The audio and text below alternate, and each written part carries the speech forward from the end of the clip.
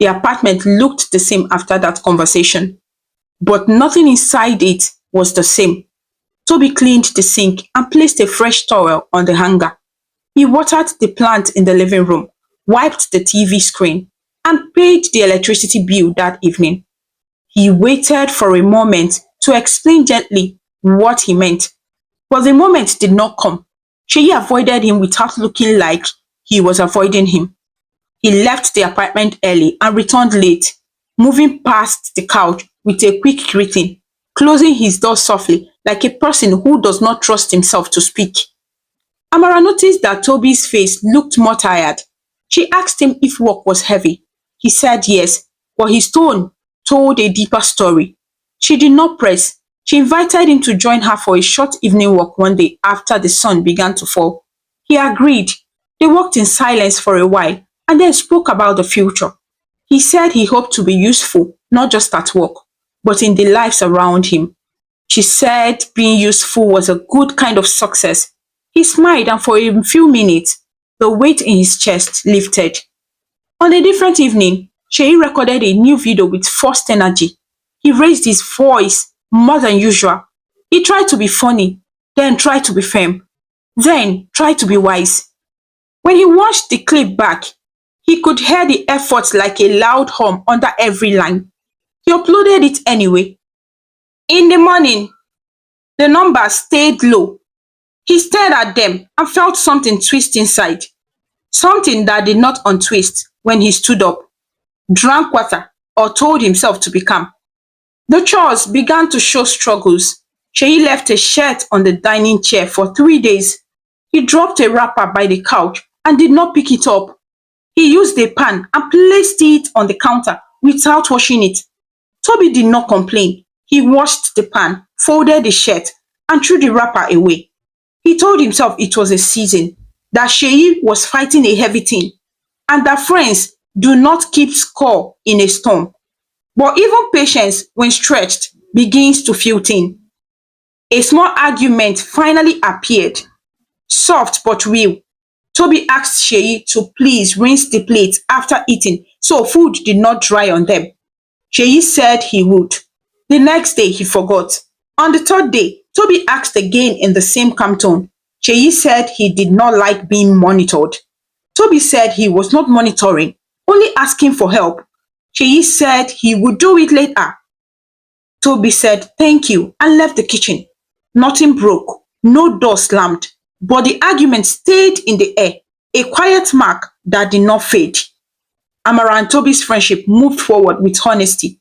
One evening, standing on the balcony with soft light gathering around them, they named it.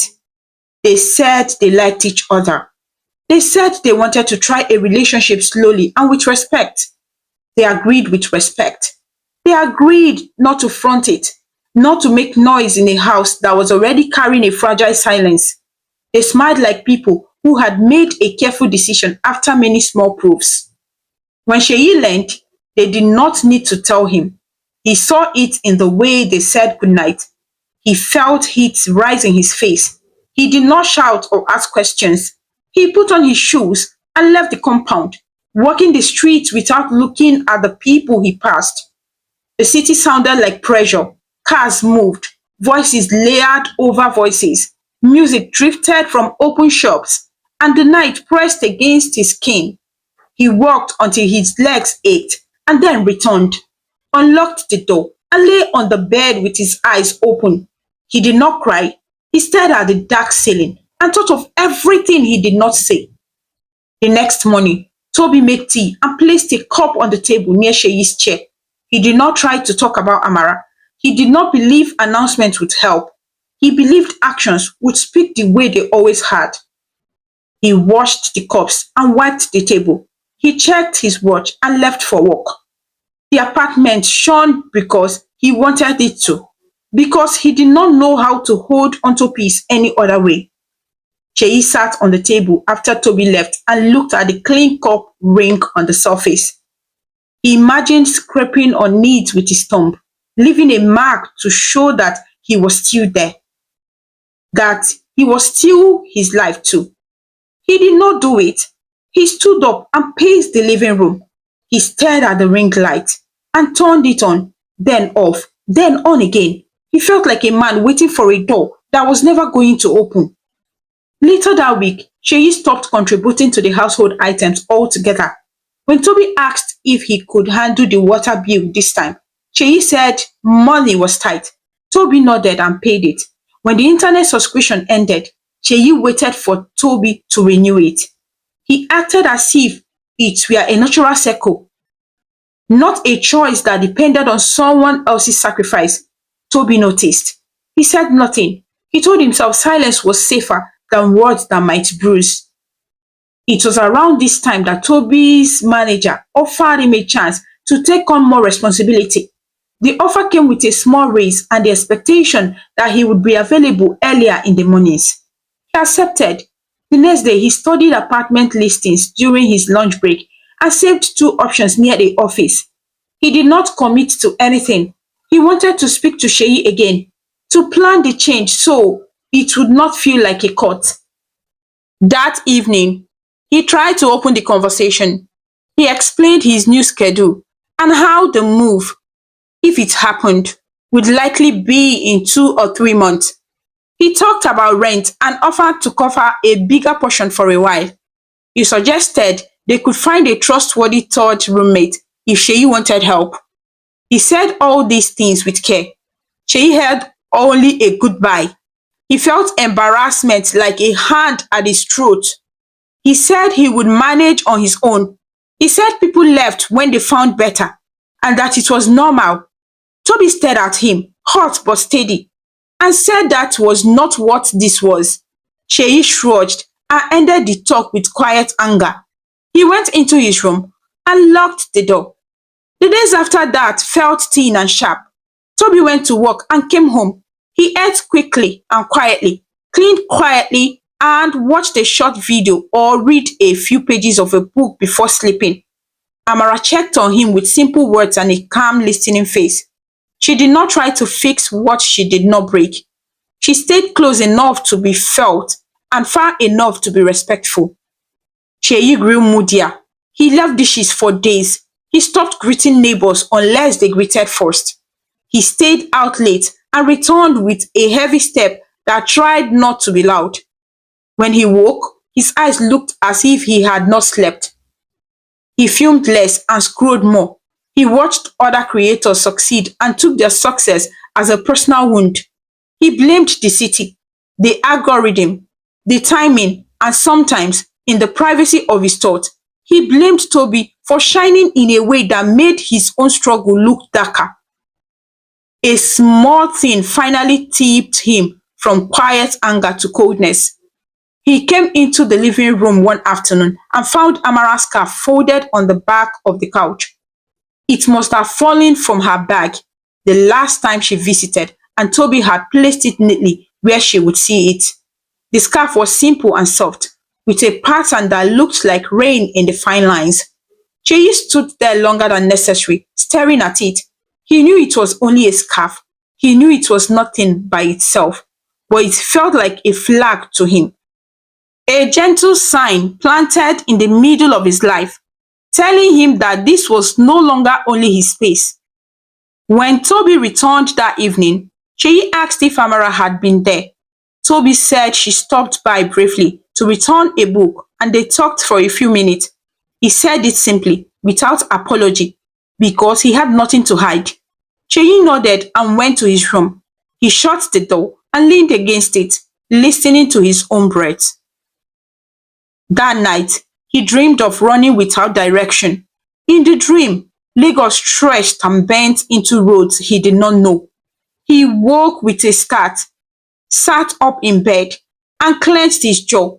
He told himself that no one would abandon him again. He would not be the last to know. He would not be the last to act. The next days were quiet on the outside and noisy on the inside. Toby kept the apartment as he always did. Clean lines, washed plates, folded throws, soft light in the evening. A calm order that tried to make space for healing.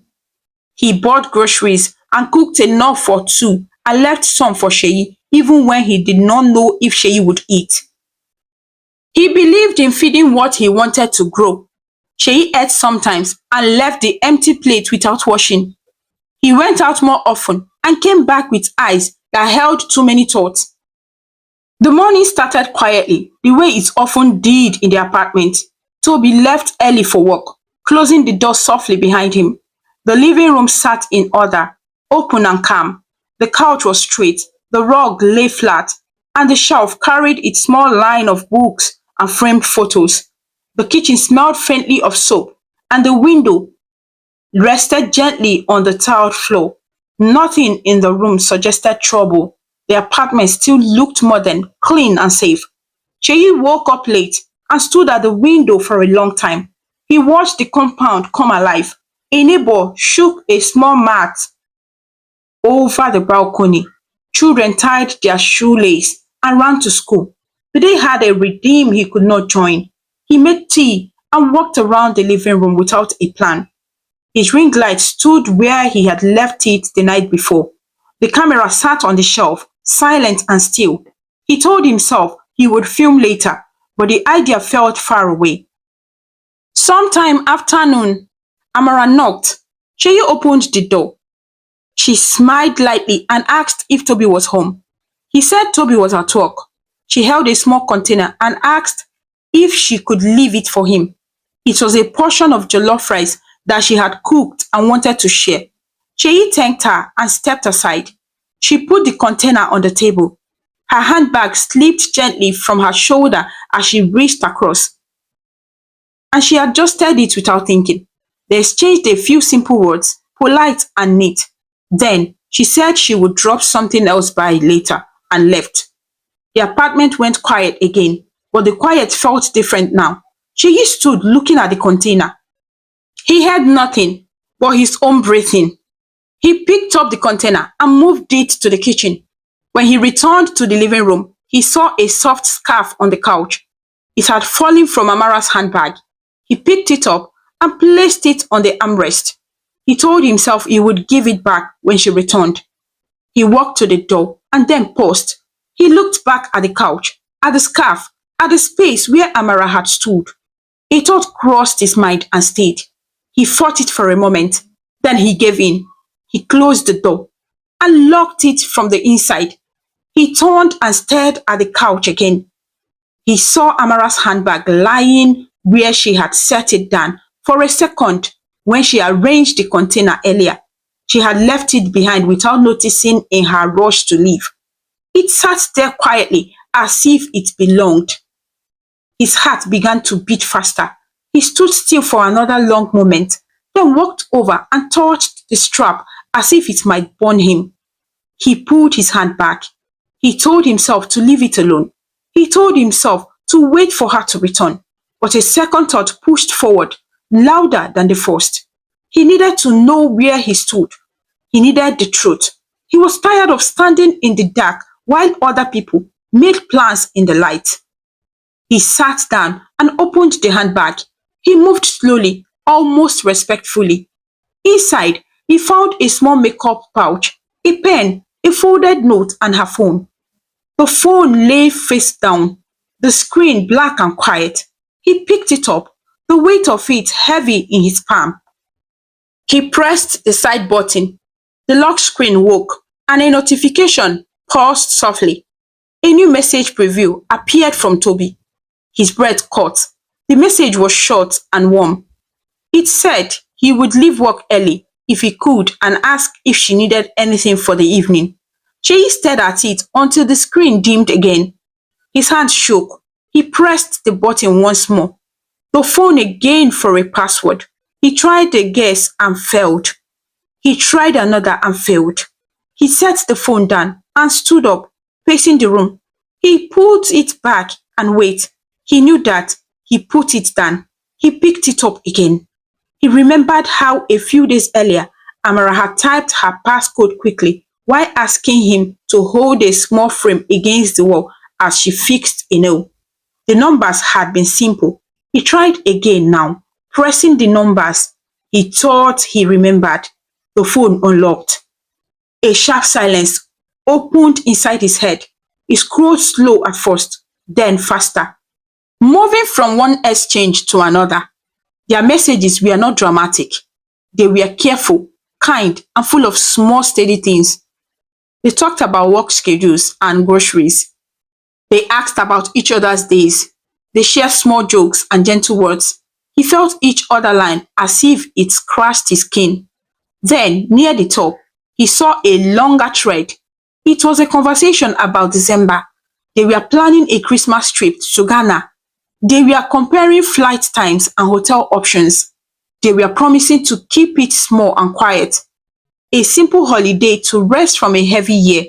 Toby had suggested they visit the coast. Amara had said she would love to see the sea at sunset. They had agreed to save a little each week to make it happen. Cheyi stopped breathing. He read the words again, slower this time, as if he needed the pain to be clearer. He put the phone down and stared at the wall. The apartment felt smaller, the air thick. He could hear the faint hum of the refrigerator and the far sound of a radio from a neighbor's room, and both sounds seemed to press against his neck like hands. He told himself it was only a trip. People took trips, but the trip was not a trip. It was a symbol.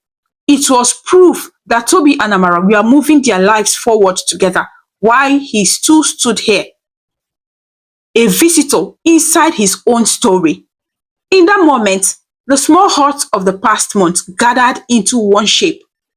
Praise he had not received, jokes that fell flat, gifts he could not afford to give, doors that did not open when he knocked, a scarf on a couch, a thank you note he did not think to write.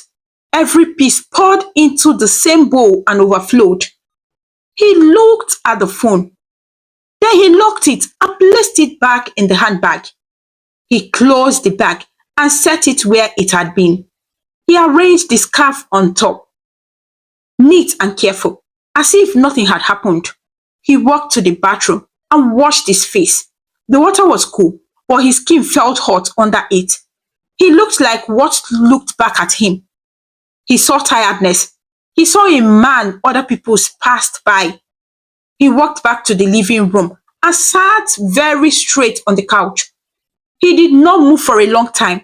The afternoon light shifted across the floor. Dust in the air turned gold and then clear again. Finally, he stood up and put on his shoes. He took a plain cap from the hook by the door. He stepped outside and closed the door gently behind him. He went to a street he did not often use. He passed small stores where people sold biscuits, soap, light bulbs, and plastic bowls. He turned a corner and entered a small hardware shop he had noticed once before. The shop smelled like metal and cleaning agents. Bottles and tools lined the shelves. A radio played softly somewhere in the back. He asked for a strong cleaner. His voice sounded steady to his own ears. The shopkeeper pointed to a row of bottles. Cheyi picked up one, read the label, put it down, picked up another. He asked what worked best for removing hard stains from cement and tiles.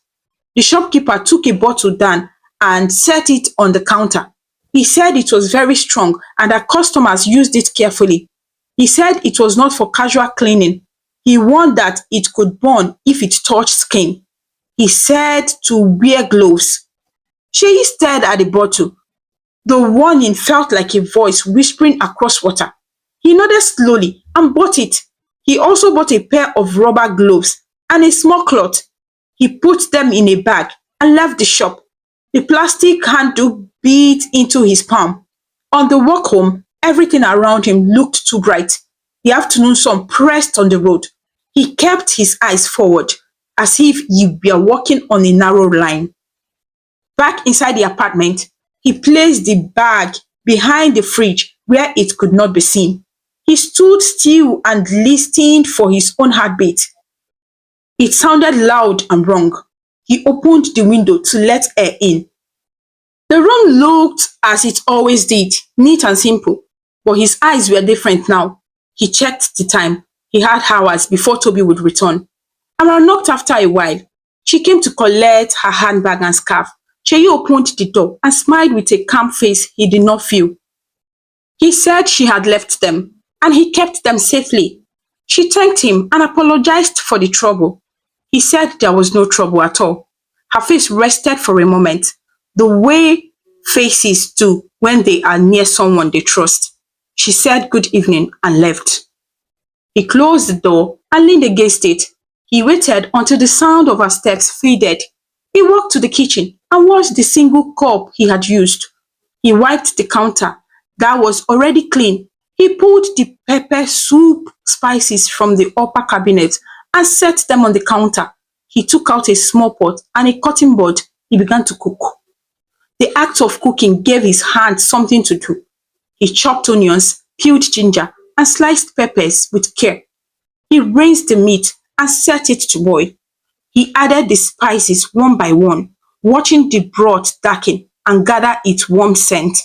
He tasted a spoonful and adjusted the salt. He cut plantain into neat rounds and set them aside to fry. The kitchen filled with a smell that usually meant celebration in their home. The familiar scent felt strange in his chest now, like music played in the wrong room. As the soup simmered, he cleaned as he went. He wiped every surface. He washed the knife and set it to dry. He folded the dish towel and hung it straight. Anyone looking would say a friend was preparing a kind meal. Anyone looking would not see a bottle behind the fridge and a thought growing teeth. He practiced his voice in his head. He would say he wanted them to eat together like before. He would say he wanted peace. He would keep his face soft and his words warm. He would be the Sheyi Toby remembered, the one who once laughed easily and trusted the future.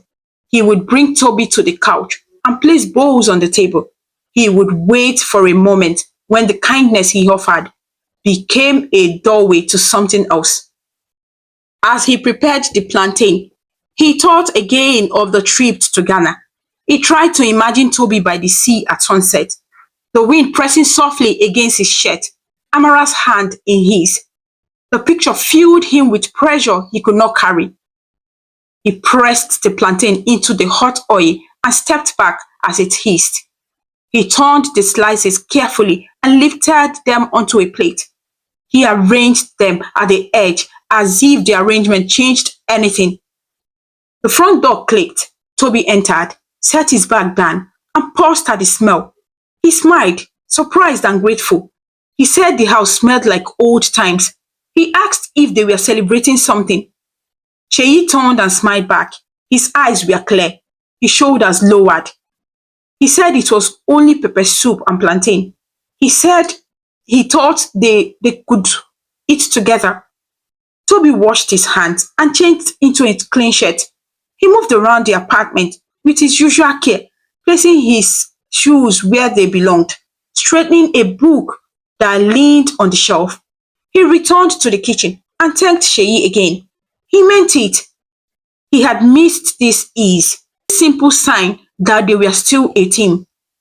They carried the food to the table. The bowls were warm. The plantain looked golden and neat. Sheyi had set water in clear glasses. The room felt almost like it used to, like a space that belonged to both of them without questions. They sat and ate. Toby told a small story from work about a colleague who mixed up two presentations and nearly presented the wrong one. Sheyi laughed at the right point and made a light comment. The sound of their old rhythm flickered. Toby said he had been thinking about the apartment again, about the move he might make in a few months, and that he wanted to plan it with care so it would not break anything between them. He said he would support Sheyi, truly support him, and not vanish. He said he did not want to lose the friendship that had defined his youth. His voice was soft and honest. Sheyi nodded and said he understood. Inside, he did not. Inside, the word sounded like someone placing a neat label on a cracked wall. He smiled and asked if Toby wanted more plantain. Toby said yes. It was good. And Sheyi stood to bring a second plate. He walked past the fridge and glanced at the gap between it. The bag was hidden from view, untouched, but heavy in his mind. They finished dinner. Sheyi cleaned the bowls and washed them clean. Toby stood and offered to dry. Sheyi said he would do it. He did not want Toby near the kitchen now. He wanted him in the living room, comfortable, grateful, and guided. He wiped the last bowl and placed it in the rack with care. He dried his hands and returned to the couch. They talked a little more. They left the TV and let the quiet sit between them. It was not an empty quiet. It was a quiet drawn by years of knowing each other. Toby leaned back, his body relaxing for the first time in days. He thanked Sheyi again and again for the cooking. He said he believed they would be fine. He said life had seasons, and this one would pass. Sheyi nodded, eyes steady. He stood up slowly and walked to the kitchen again. He told Toby he had forgotten to put something away. Toby said okay and closed his eyes for a second, letting the softness of the evening rest on him. Sheyi reached behind the fridge and touched the bag. His fingers closed around the bottle. The rubber gloves lay beside it where he had placed them earlier. He did not pick them up. His hand tightened around the bottle as if it might run. He held it at his side and stood still for a moment that felt like a cliff edge. He thought of their first day in Lagos, of 2 mattresses on the floor and bright hope in the room. He thought of nights they shared bread and beans and told each other that better days were coming. He thought of the first time Toby called him brother. He thought of the last time he felt like one. He closed his eyes. The pictures did not bring him back. They stood in front of him like a glass he could not break. He opened it. The smell rose sharp and chemical. He screwed it back quickly. His heart pounded so hard he could feel it right in his fingers. He told himself again that he only wanted to scare Toby, to shock him into seeing the pain he had caused without meaning to cause it. He told himself he would not go too far. He told himself he was still a good man. He walked back towards the living room. The lights were soft, the couch neat, the rug smooth. Toby was still there, eyes closed for a second, the lines of his face calm. The evening looked normal. The apartment looked exactly as it should. Only the thing in Sheyi's hand said otherwise. He stood at the edge of the room and watched Toby breathe. He waited for the sound of a step outside, for a neighbor to knock, for another to interrupt what he had already started. Nothing came. The building was quiet. The city outside felt far away. He took a breath and stepped closer. He spoke Toby's name. Toby opened his eyes and smiled the kind of small smile he used to when the day had been hard and he had found something gentle at last. Sheyi's mouth moved, but no words followed. His hand tightened. A sudden tremor ran through him. He felt the weight of the bottle as if it had grown heavier in a second. He realized there was still time to stop. He could put the bottle back. He could sit down, say he was tired, and let the evening end as it began. With food and soft talk, he stood there holding 2 possible futures, one in each hand, and listened to the loud beat of his own heart. He took one more step. Toby did not move. He did not see what was coming. He trusted the room. He trusted the moment. He trusted the man he had called brother for years. In the small perfect order of the apartment, in the clean lines that Toby kept to protect their shared life, Sheyi lifted the bottle a fraction as if testing a door.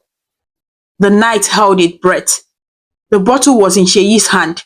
He had not set it down. His palm gripped it so tightly that the edges cut into his skin. Toby was still speaking, calm, relaxed, trusting. His words carrying no guard, no warning. Sheyi's chest rose and fell in sharp burst. He did not feel like himself anymore. He felt like a man outside his body, watching someone else act. His arm moved brightly and smoothly before his mind could stop it. The bottle tilted, and the liquid burst out, sharp and quick, falling in a wide arc. The sound came before the sight. A scream tore through the air, sharp and wild. Toby's body jerked back. The liquid hit his face, his neck, his shoulder. His hands flew up.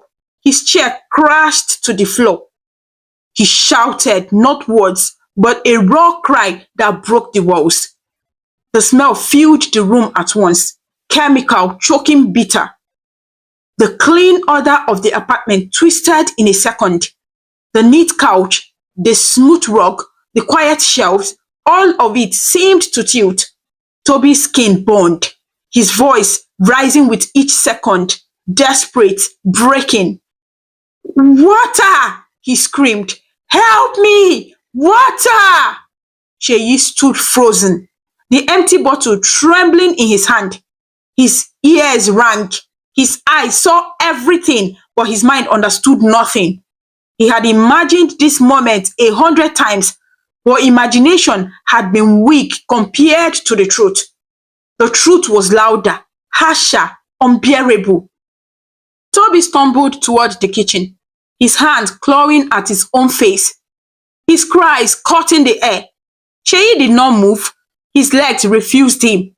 His breath shook as though the air itself pushed him away. Then the door banged. Neighbors had heard the scream. A man from the next flat rushed in, followed by another. They saw Toby and did not pause. One grabbed the water bucket near the bathroom. The other pulled Toby towards the sink. Water poured, splashing the towels, soaking the towels, the floors.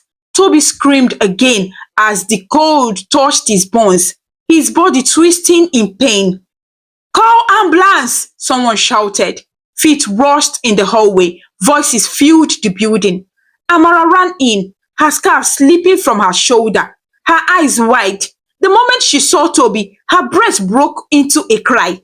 She fell to his side, his hands trembling but steady enough to hold his arm. She spoke through tears. Stay with me. Stay, please. You will be okay. Toby groaned, his face hidden in his wet hands. His voice was broken, filled with pain too heavy for words. Eyes turned to Sheyi. He still stood there, the bottle at his feet now, his body stiff, his face blank. A neighbor grabbed his arm, shaking him, shouting, What did you do? What did you pour on him? Sheyi said nothing. His lips parted, but no words came out. The siren came fast. Paramedics carried Toby out, his body covered in wet clothes, his cries still breaking the night. Amara followed, her hand never leaving his. She looked back once, her eyes full of tears and disbelief, but her feet did not stop. Police came next. They saw the bottle, the gloves, the clothes. Neighbors pointed, voices rising in anger. Sheyi did not fight when they held his wrist. He did not resist when they led him outside. He walked as though the ground carried him, not his legs. The compound was full. Faces looked at him with shock, some with hate, some with pity. He heard someone say, Friends for years, and now this. He heard another whisper, Jealousy. It was jealousy. The word struck like stones against his skin. At the hospital, the night stretched into hours. Doctors worked on Toby, his bones deep, his face swollen and raw. Amara sat beside the emergency room, her hands shaking, her clothes wet with water from the rush. She whispered prayers through tears, her voice breaking with each word. Inside the cell, Sheyi sat on the floor, the walls pressed close. The noise of the compound still echoed in his ears. He saw Toby's face again and again, the way it twisted, the sound of his scream, the smell that filled the air. He pressed his palms against his ears, but nothing stopped it. By morning, the city moved on. Cars honked, markets opened, children ran to school. But inside the hospital, Toby's life had changed forever. His skin, once smooth and strong, carried scars that no one could erase. His voice, once filled with calm, now carried pain. And inside the cell, Sheyi's silence grew heavy. The friendship that had once felt like family was broken beyond repair. One man carried scar on his face, the other carried them in his soul. The hospital room was quiet except for the slow beeping of the machine beside Toby's bed. The night had been long, full of pain and restless cries. His face was wrapped in thick bandages. His skin raw beneath them. Every breath felt heavy, every small movement sharp with pain.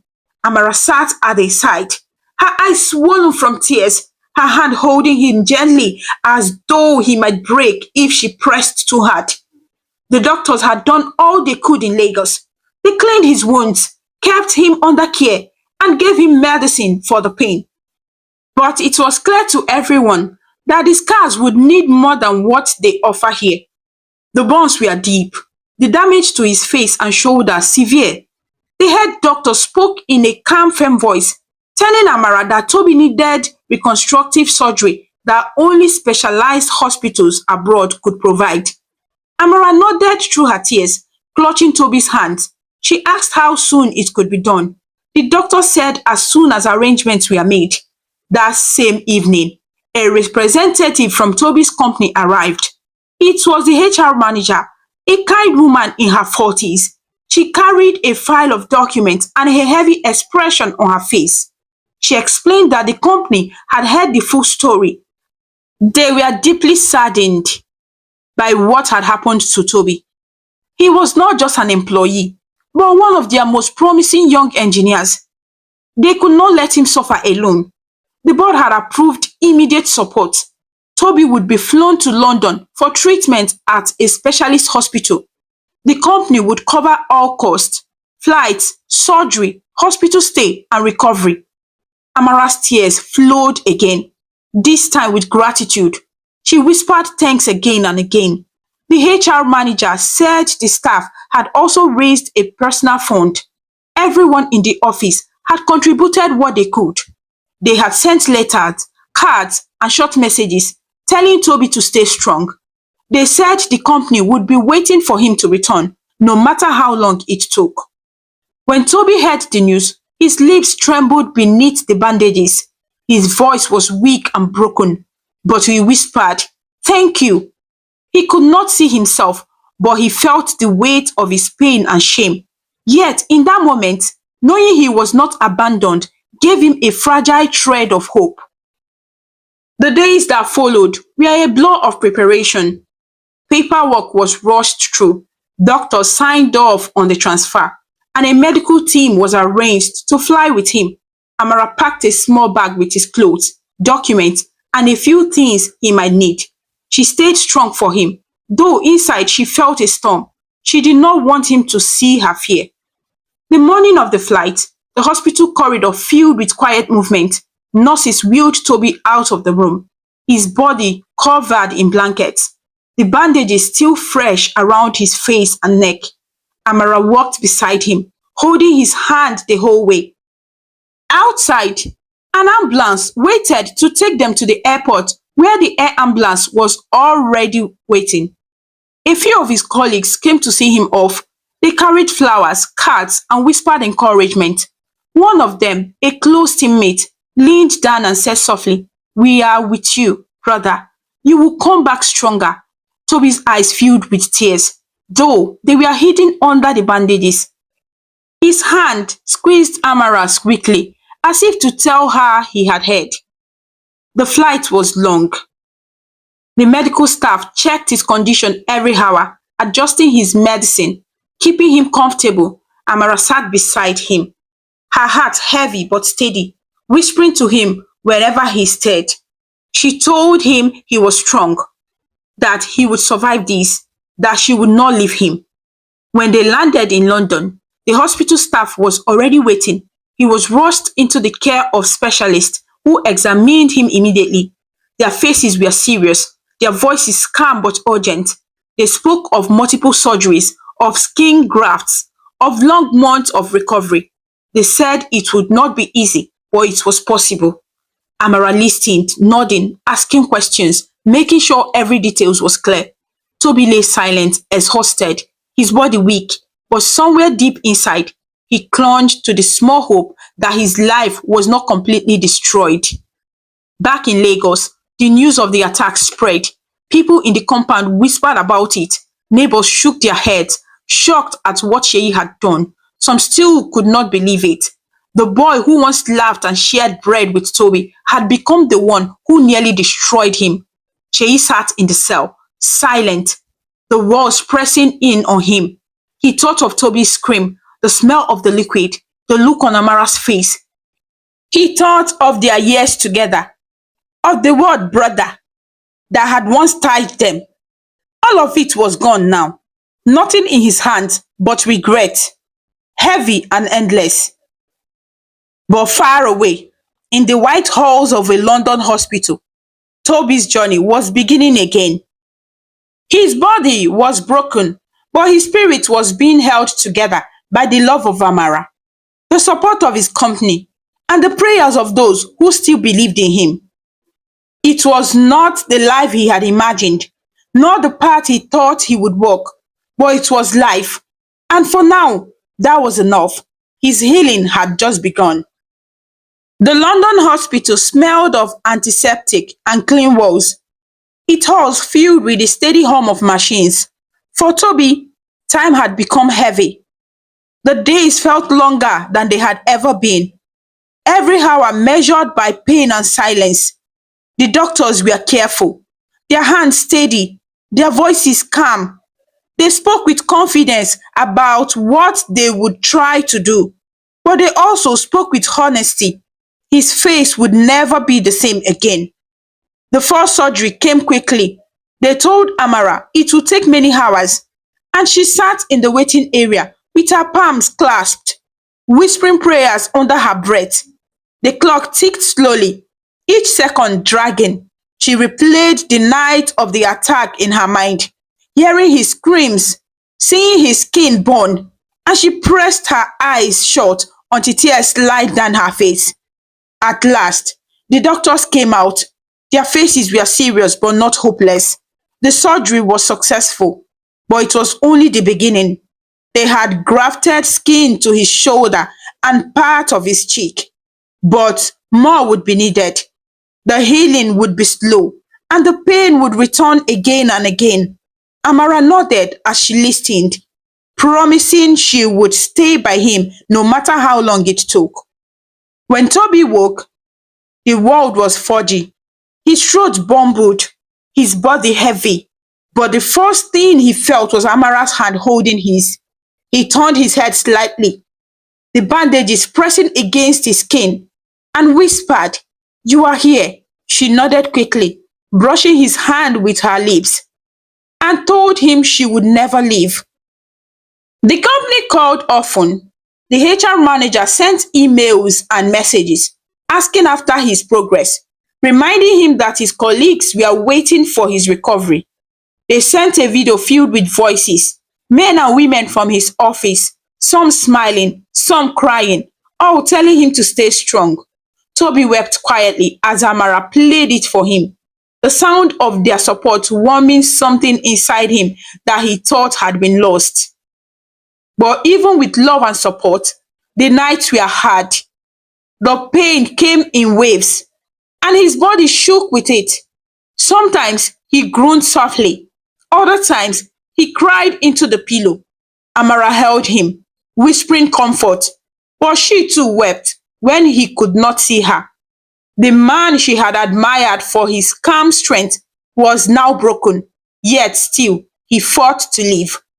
Weeks passed before the doctors decided to remove part of the bandages. They warned him gently that the mirror would not be kind. Toby said nothing, but inside he felt a storm.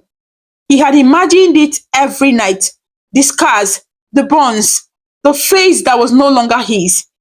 The nurses unwrapped the clothes slowly, carefully, layer by layer. The air touched his raw skin, and he feigned the sting. When the last bandage was gone, Amara gasped softly but quickly covered her mouth. She did not want him to feel her shock. The mirror was placed near him, and he stared at it in silence. The man in the glass was not the man he remembered. His cheeks was dark and rough. Patches of skin graft stretched across it. His left eye looked smaller from the burn around it. His lips were scared, and his shoulder bore deep marks. He raised a trembling hand to touch his face, his fingers shaking as they brushed the uneven surface. Tears filled his eyes, heavy and hot. He turned away from the mirror, his voice breaking. This is not me. My life is finished. Amara gripped his hand tightly, shaking her head with tears running down her face. No, Toby, your life is not finished. You are alive. You still breathe.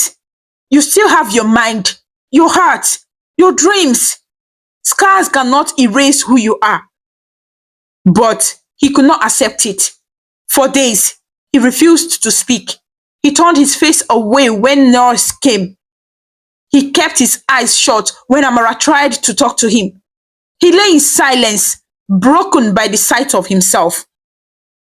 Amara refused to give up. She spoke to him softly, every day, telling him stories, reading him messages from his colleagues, his family members, holding his hand until he squeezed hers again. Slowly, he began to speak, short words at first, then longer sentences. His pain did not leave, but our presence began to lift him little by little from the pit of despair. Back in Lagos, the story of the attack was everywhere. Newspapers wrote about it, calling it a tragedy of friendship destroyed by jealousy.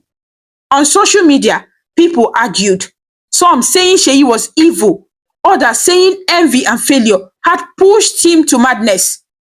The court hearings began. Sheyi was led in handcuffs, his head bowed.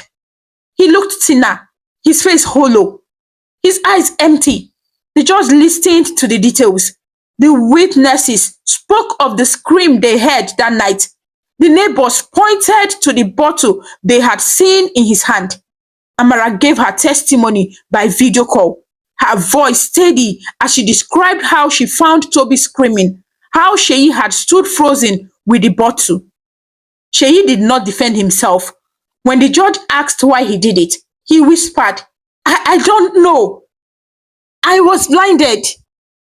His lawyer tried to argue for leniency, but the weight of the crime was heavy. The court adjourned, but everyone knew the punishment would be severe. Meanwhile, in London, Toby began physiotherapy. The doctors encouraged him to move his arms, to stretch his neck, to rebuild strength. Each movement was painful, but he focused himself through it. Amara cheered him with every step, her voice warm and gentle, her smile never leaving even when her own tears fell at night. One evening, as the sun set behind the hospital windows, Toby looked at her and whispered, "Why are you still here? You could walk away and leave me. No one would blame you." Amara shook her head firmly, her eyes shining. "Because I love you. Not your face, not your success, not the smooth life you had. I love you, and nothing can take that from me." His chest shook with quiet sobs. For the first time since the attack, he felt something stronger than pain, a fragile thread of hope that maybe he was not ruined after all. The days stretched on. More surgeries were planned. More painful treatment waited. But Toby had begun to accept the path before him. He still struggled when he looked in the mirror, still wept in the dark. But with Amara's hand in his, he took each step, one slow day at a time. In Lagos, Sheyi sat in the cold cell, his head bowed, his future sealed by the judgment of the court. In London, Toby lay in his hospital bed, scared but alive, his heart slowly learning that even in the ruins, he could continue. The story of two men who once shared bread and laughter had split into two roads, one towards punishment, the other towards healing. And those scars would remain forever. Toby's journey was not finished. He was broken, but not abandoned. The air in London was sharp with the bite of winter, the cold slipping through every window of the hospital. Inside, Toby sat in his hospital bed, propped up by pillows, the bandages around his face thinner now than they had been weeks ago. The doctors had completed another stage of surgery, and the skin grafts were healing slowly. Pain was his constant companion, but it no longer crushed him as it once had. Now he had learned to live with it. Amara sat by him as she always did. She had become his anchor. Her devotion never wavered, though she was exhausted herself. Sometimes she would fall asleep in the chair, her head resting near his arm, and when she woke, she would smile as though nothing in the world could make her leave his side. One morning, as the sun cast pale light through the window, the nurse walked in with news that brightened the room. Some of Toby's colleagues had flown from Lagos to London to see him. They had arranged the visit through the company, who made sure Toby was well cared for. When they entered, their eyes filled with emotion at the sight of him. They brought flowers, cards, and gifts from home. One of them, his closest teammate, walked forward and clasped his hand. "Brother," he said softly, "we are proud of you. You are stronger than all of us put together." Toby's throat tightened as tears filled his eyes. He had imagined this moment differently before the attack. Imagined standing tall and shaking hands as a man on his way to greater success. Instead, he sat weak and scarred, but the love in their eyes told him he was not less than he was once. They shared stories from the office, laughter echoing through the hospital room. They told him how much they missed his presence, how the company was waiting eagerly for him to come back when he was ready. For the first time in many weeks, Toby laughed. A soft, broken laugh, but a laugh all the same. Amara sat quietly, watching him, her heart swelling with pride. After they left, Toby turned to Amara. His voice trembled as he said, "Maybe I am not finished. Maybe life still has something for me." She nodded quickly, tears shining in her eyes. "You are not finished. You are not finished, Toby. You are only beginning again." The months stretched on. Slowly, the doctors began to reduce his treatment. He could now walk short distances around the hospital ward with Amara's help. His face would never return to what it had been before. But the wound had closed, the scars settling into permanence. The mirror was still his enemy, but he no longer turned away with despair. He had begun to see himself not as ruined, but as changed. In Lagos, the trial reached its end. The courtroom was filled with people, neighbors, reporters, strangers who had heard of the tragedy. Sheyi stood before the judge, his head bowed, his hand trembling. He had spent months in silence, his regret eating at him every single day. The judge spoke firmly, declaring that jealousy had no excuse for such cruelty. The court sentenced Sheyi to years in prison for the attack. Murmurs spread across the room, some saying justice had been done, others shaking their heads in sorrow at the waste of two young lives once bound in friendship. When the news reached Toby in London, he sat in silence for a long time. Amara waited, afraid to speak. At last, he whispered, "He was my brother once. My pain came from his hand. But if I carry hatred in my heart, then the acid wanes twice." Amara stared at him, her eyes wide with disbelief. "Do you mean you forgive him?" she asked softly. Toby nodded slowly. "I forgive him, not because he deserved it, but because I need peace. My scars are heavy enough. I cannot carry hatred too." Amara's tears spilled over as she leaned forward and hugged him gently. Careful not to hurt his healing skin, she whispered against his shoulder, "You are stronger than I ever imagined." The doctor finally discharged him months later. He stepped out into the cold air of London, his face still bearing the marks of his ordeal, but his heart lighter than it had been in a long time. Amara walked beside him, carrying his bag, smiling at him with pride. They found a small apartment to stay in a while. as he completed his therapy. And in the evenings, they would walk slowly through the quiet street. Sometimes children stared, sometimes people turned away, but Amara's hand in his reminded him he was not alone. With time, the company arranged for him to return to Lagos. The journey back was filled with memories of the night of the attack, of the ambulance ride, of the life he had left behind. But as the plane touched down, he felt a strange calm. He was not the same man who had left, but he was ready to face the city again. At the airport, a group of colleagues and family members stood waiting with banners and flowers. They cheered when they saw him, their smiles wide and genuine.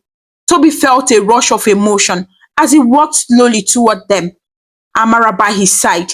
They hugged him carefully, one by one, whispering words of courage into his ears. The drive back to his apartment was quiet. Lagos looked the same. Busy streets, loud horns, the smell of roasted corn by the roadside. But he knew he had changed forever. When they arrived at the compound, some of the neighbors came out. Their faces carried a mix of shock and respect. They greeted him warmly, their voices filled with pity but also admiration. Amara helped him settle into the apartment, and as night fell, he sat by the window looking at the city lights. He thought of Sheyi, now locked into a cell, and he whispered a prayer for him, hoping he too find peace in the darkness. The following week, the company arranged a small gathering at the office. Toby was nervous, unsure how his colleagues would see him now. But when he walked into the building, the entire staff stood and clapped. Their applause filled the room, their smiles bright with pride. The CEO himself stepped forward and shook his hand. Welcome back, Toby. You are a hero to us all. Not because of your scars, but because you survived. Because you did not give up. Tears filled Toby's eyes as he looked around the faces of his colleagues. He felt the weight of the scars, but in that moment, he also felt the strength of his survival. Amara stood at the back of the room, her smile steady, her eyes shining with love. He knew she had carried him through the darkest days, and now she stood with him as he faced the light again. Weeks later, Toby began to share his story publicly. He visited schools and churches, speaking to young people about jealousy, about violence, about forgiveness. He told them his scars were not shame, but reminders that life was fragile and precious. People listened, some wept, some came forward to thank him. His life had been destroyed in one night, but from the ruins, something new had begun. His face was changed forever, but his heart had found peace. On a quiet evening, as he and Amara sat together on the balcony of their apartment, he looked at her and whispered, I thought my life ended that night, but you showed me it could begin again. She smiled softly, resting her head on his shoulder. Your story is not finished, Toby. It is only turning into something greater. And as the city lights of Lagos shone below them, Toby felt the truth of her words. He had lost much, but he had also gained strength, love, and purpose. His scars would always remain, but so would the life that beat strongly within him. The final chapter of his pain had given birth to the first chapter of his healing. And though the journey ahead would not be easy, he knew he was no longer afraid. He had survived, he had forgiven, and he had found his way back to life. The most important lesson in this story is that no matter how deep the pain of betrayal, how permanent the scars of violence, or how heavy the weight of loss, true healing and peace can only come when we choose forgiveness over hatred, resilience over despair, and love over bitterness. Because while scars may remain on the body, the strength to rise again lies in the heart that refuses to be destroyed. And with that, my dear friends, our story comes to a close. But remember, the magic of storytelling lives on, waiting to whisk us away. on new adventures where the wonders of imagination know no bounds. Goodbye for now, and may your dreams be filled with joy, wonders, and endless possibility. Thank you so much for watching. Please kindly comment, like, share, and subscribe to our YouTube channel for more interesting stories.